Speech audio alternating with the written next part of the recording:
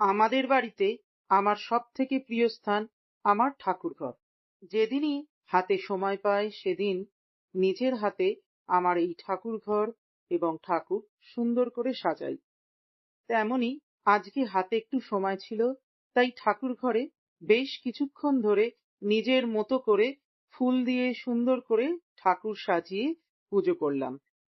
জন্মাষ্টমী উপলক্ষে গোপাল, রাধাকৃষ্ণ, লক্ষ্মীনারায়ণ সকলকে স্নান করিয়ে অঙ্গরাগ করে তারপর নতুন পোশাক পরিয়ে পুজো হয়েছে, তোমরা নিশ্চয়ই দেখেছ। পুজো হওয়ার পর আবার সমস্ত ঠাকুরকে আমার ঠাকুর ঘরের আসনেতে বসিয়ে রোজের নিত্য যেরকম পুজো হয় সেভাবেই পুজো করি। ঠাকুর ঘরে ঠাকুরের সিংহাসন বা ঠাকুরের আসন যখন সাজাই, সাজিয়ে যখন দেখতে সুন্দর লাগে, তখনই একটা ছোট্ট